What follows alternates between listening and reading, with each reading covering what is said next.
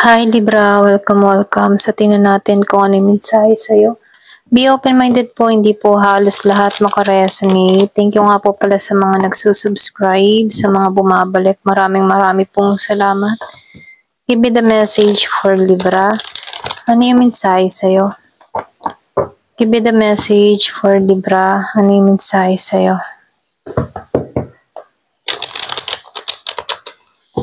Give me the message for Libra. Ano yung mensahe sa'yo?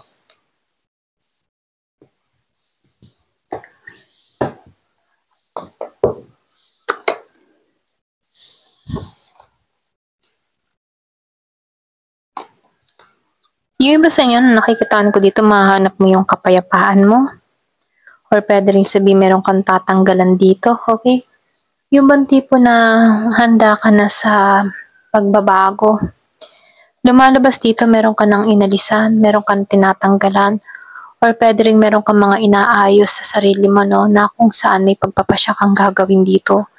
So, lumalabas din dito, ayaw mo ng gulo, ayaw mo ng away, pwedeng meron kang kaalitan na kung saan, ano, mas pinipili mo yung kapayapaan mo. Pwedeng may pag-aayos na mangyayari dito, okay? So dito, nakikitaan ko dito, meron kang malinaw na kaisipan. Ayan, meron akong nakikitang bagong simula na parating sa'yo. Pwedeng bagong paglalakbay, or pwedeng bagong trabaho, or pwede rin bagong love life, okay? Kumbaga merong bago sa'yo, or pwede rin meron kang binabago sa sarili mo na kung saan nandun yung paglaya mo sa mga alalahanin, sa mga sitwasyon na hindi mo na kailangan magproteksyon. Alam mo yung tipong ganon. Kumbaga gusto mo yung maalwan ang buhay, maayos, walang kaaway, walang kailangang proteksyonan, mga ganun. Gusto mo yung banayad lang ang lahat. Hindi kailangan na maging defensive sa lahat ng oras, ano. So, nakikitaan ko dito, meron kang pagpapalaya na ginagawa sa sarili mo na mas tinatahak mo yung kapayapaan mo, okay? Pwedeng nagpasya ka dito na talikuran na yung mga taong nagbibigay ng pasakit sa'yo, or pwede rin hindi mo na lang to pinagtutuunan ng pansin, or kumbaga hinahanap mo lang dito yung peace of mind mo, ganyan. So, dito, no, lumalabas dito, no, kaya ikaw ay tinatalikuran mo na to kasi nakikitaan ko dito na yung bang tipo na ang pagpapatawad ang paraan para malimutan or mahanap mo yung tunay na kapayapaan dito. Kaya dito, no, kahit meron kayong mga hindi na pagkasunduan dito, kung meron kang kadiling na Gemini, or Aries, Leo, or Sagittarius, may time na may away, gulo, or tampuhan kayo dito, pwedeng sama ng loob. Pero nakikitaan ko dito, meron ditong nag-uudyok sa'yo na kailangan ng palayain tong mga alalahanin na to, okay? Kasi nakikitaan ko dito, mas nakapokus ka ngayon sa healing mo. Yung iba sa inyo, or pwede rin nakakamubuan ka na sa sitwasyon, meron ka na mga inaayos or mga tinatanggalan dito, handa ka na sa mga pagbabago dito. Ito rin nakikita ko dito, no? Kumbaga, tinatahak mo na dito yung liwanag, nakatuon ka dito sa liwanag dito, okay?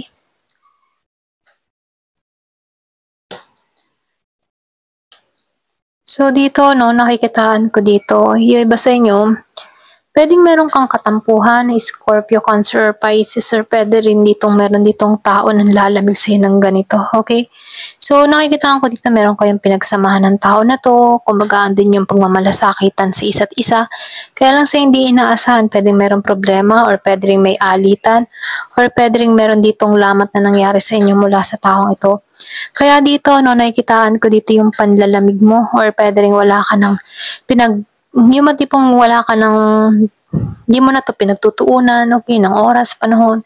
Kumbaga andun yung panlalamig mo, ganyan, or mas pinili mo na lamang na bitawan 'to or hanapin yung kapayapaan mo. Puwedeng may pag-iwas ka na lang na ginawa rito, okey, kung meron kang kaaway, ganyan.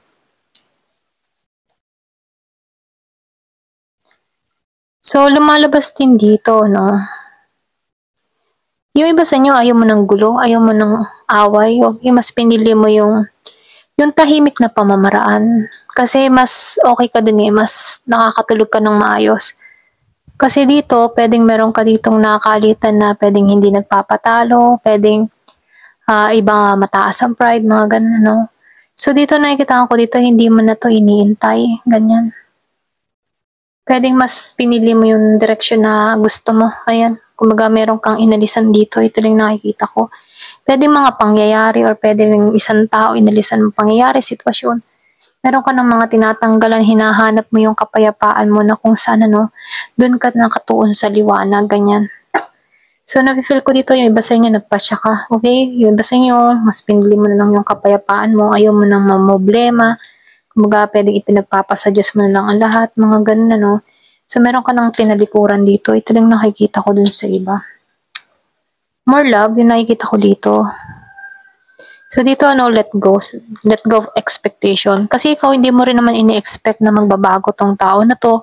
Or hindi mo din ini-expect na kung lalapit ito sa'yo, okay? Or kung makikipag-ugnayan sa'yo ito. Kaya dito, mas pinili mo yung kapayapaan mo, okay? Mas pinili mo yung kaliwanagan mo. Kumbaga, yung tipong pinapakawalan mo na. Kaya hindi ka na rin nag-expect dito, okay? Ganon. Pwedeng maraming beses ka na rin nasaktan kaya hindi ka na nag-expect.